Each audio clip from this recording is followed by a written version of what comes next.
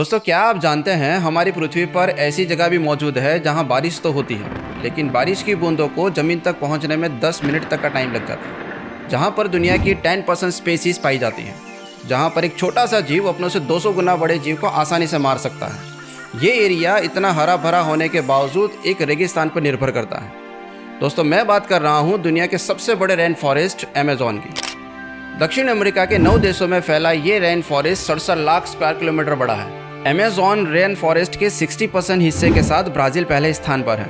इसके अलावा Peru, Colombia, Bolivia, Ecuador, Venezuela जैसे देश शामिल हैं। दुनिया की दूसरी सबसे लंबी नदी Amazon river Amazon rain forest के बीच से होकर गुजरती है। 6575 किलोमीटर लंबी ये नदी गर्मियों के मौसम में 7 मीटर तक सूख जाती है। पानी की कमी की वजह से शिकार होने वाले जानवरों के लिए छिपने की जगह कम हो जाती है।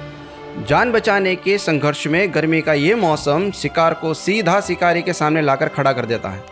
दुनिया के किसी भी हिस्से के मुकाबले वनस्पतियों और जीवों की सबसे ज़्यादा प्रजातियां इस जंगल में हैं। वैज्ञानिकों के हिसाब से पूरी दुनिया की टोटल नॉन स्पीसीज में से 10% स्पीसीज अमेज़न में पाई जाती हैं। पेड़ पौधे, जानवरों और कीटों की स्पीसीज के हिसाब से ये दुनिया का सबसे बड़ा जीता जागता म्यूजियम है।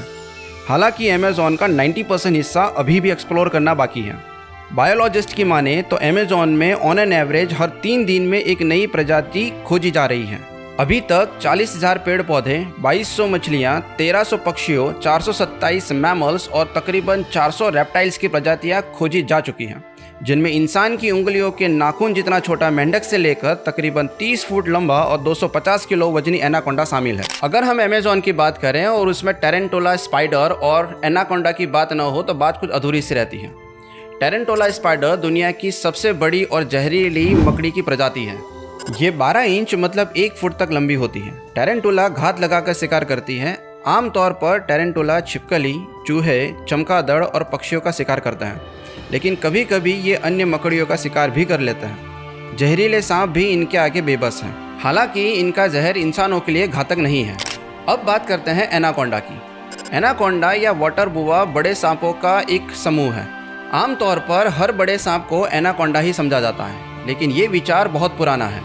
अभी तक एनाकोंडा की केवल 4 ही प्रजातियों को मान्यता मिली है, जिनमें ग्रीन एनाकोंडा सबसे भारी और सबसे लंबा होता है, जबकि पीला एनाकोंडा बाकी प्रजातियों के मुकाबले सबसे छोटा होता है। डार्क स्पॉटेड एनाकोंडा एक दुर्लभ प्रजाति है। एनाकोंडा अपने शिकार को दम घोंटकर मारने के बाद उन्हें साबुत ही निगल जाता है।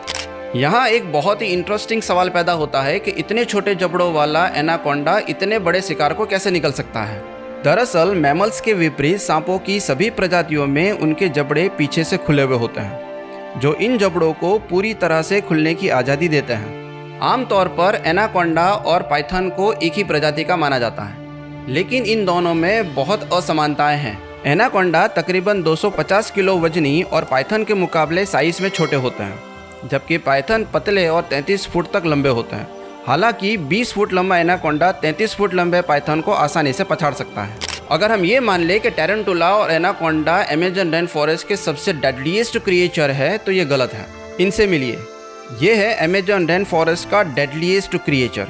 ये है पॉइजन डार्ट फ्रॉग। इंसान के नाखून जितना छोटा ये क्रिएचर 10 बड़े इंसानों को मारने की ताकत रखता है। ये yellow, gold, copper, green, red, blue और ब्लैक कलर्स में होते हैं। पॉइजन डार्ट फ्रॉग इतने जहरीले क्यों होते हैं, उसके लिए साइंटिस्ट भी श्योर नहीं हैं, लेकिन जिन कीड़े मकोड़े, टर्माइट्स और बीटल्स को ये खाते हैं, उनकी वजह से ये इतने जहरीले होने की संभावना है।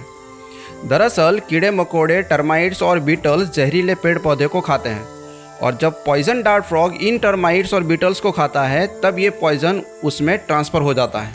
अमेज़न रिवर में 4400 प्रकार की अलग अलग मछलियाँ पाई जाती हैं, जिसमें खूबसूरत डिस्कस फिश से लेकर क्रूअल पिराना फिश शामिल है। अपने नुकीले दांत की बदौलत पिराना अमेज़न में वन साइडेड रूल करती है। पिराना ने किसी ह्यूमन पर अटैक किया हो, ऐसी सैकड़ों कहानियां हैं, लेकिन साइंटिफिक डेटा इस बात को पूरी तरह से सपोर्ट नहीं करता। वैज्ञानिकों की माने तो पिराना नरभक्षी नहीं होती, लेकिन अगर बहुत ज़्यादा भूखी हो या उनके ब्रीडिंग एरिया को डिस्टर्ब किया जा रहा हो, तो ही वो ह्यूमंस पर अटैक करती है। दोस्तों, आपने सुना होगा कि बड़ी मछली छोटी मछलियों को खा जाती है, लेकिन अमेज़न रिवर में मछलियों की ऐसी 200 प्रजातियां हैं जो पूर्ण रूप से शाकाहारी हैं। तंबाकुई उन्हीं प्रजातियों में से एक है। इसके दांत नुकीले न होकर के फ्लैट होते हैं, जो इसे ताड़ के नट और रबर के पेड़ के बीच को कुचलने और पीसने में मदद करते हैं। अमेज़न रेन फॉरेस्ट पूरे प्लानेट का 1% एरिया ही कवर करता है, फिर भी ये पूरे एनवायरनमेंट का 20% ऑक्सीजन जनरेट करता है। न सिर्फ दक्षिण अमेरिकी बल्कि पूरी दुनिया के लोग इस पर निर्भर हैं। मतलब मान लीजिए आप दिल्ली के किसी एरिया के रेसिडेंट हो, तो आपसे तकरीबन 14,400 किलोमीटर दूर अमेज़न रेन फॉरेस्ट आप तक पहुंचने वाली हवा को शुद्ध करता है। इस जंगल में केवल पेड़ पौधों की ही 40,000 प्रजातियां हैं, जिसमें ऑर्किड, शीशम, रबर, एवोकाडो और बाम्बू ट्री शामिल हैं। अमेज़न के पेड़ हर रोज़ 20 बिलियन टन पानी हवा में छोड़ते हैं, जो कार्बन चक्र और जल चक्र में एक बहुत बड़ा रोल परफॉर्म करता है। अमेज़न दुनिया का सबसे डेंस जंगल है, लेकिन वो क्या है जो अमेज़न को इतना हरा भरा रखता है? दोस्तों, आप ये जान के हैरान रह जाओगे कि अमेज़न का पूरा इकोसिस्टम बेसिकली एक रेगिस्तान पर निर्भर करता है। अमेज़न को फर्टाइल रखने वाली 56% डस्ट सहारा रेगिस्तान से निकलती है। धूल में फॉस्फोरस होता है जो पेड़ पौधों को ग्रोथ करने में बहुत बड़ी हेल्प करता है। क्या हो अगर ये अमेज़न रेन फॉरेस्ट ना हो? इसके मेनली 3 एक्सपेक्टेड लेकिन अनएक्सेप्टेड रिजल्ट्स दिखेंगे। पहला है मेडिकल लॉस। हाल में मौजूदा बीमारियों में से 90% बीमारियों का इलाज अमेज़न से मिली औषधियों से किया जा सकता है। हार्ट अटैक, ल्यूकेमिया, ग्लूकोमा जैसी बीमारियों की दवाएं अमेज़न से मंगाई जाती हैं, जबकि अभी तक केवल 1% प्लांट्स का ही परीक्षण किया गया है। दूसरा है एयर डिप्लीशन। जंगलों की एब्सेंस की वजह से CO2 का रेशियो बढ़ेगा, जो फाइनली ऑक्सीजन साइकिल को डैमेज कर देगा। ग्लोबल वार्मिंग इसकी तीसरी इफेक्ट होगी। पेड़ पौधे बड़ी मात्रा में CO2 को एब्जॉर्ब करते हैं। अगर ये प्लांट्स ना हुए तो कार्बन एमिशन बढ़ेगा। वार्म टेम्परेचर पूरी दुनिया में वेदर पैटर्न्स को चेंज कर देगा, जो ह्यूमन लाइफ को डेंजर में डाल देगा। जंगलों का डिस्ट्रक्शन हकीकत में लिविंग ऑर्गेनिज्म का डिस्ट्रक्शन है। ये बात हम जानते भी हैं और समझते भी हैं। Trim the trees not cut and 1 man 1 trees के कॉन्सेप्ट को फॉलो किया जाए तो हमारी आने वाली जनरेशन भी उन रिसोर्सेज को देख पाएगी जिन्हें हम देख पा रहे हैं। ये ऑप्शनल नहीं, लाजमी है।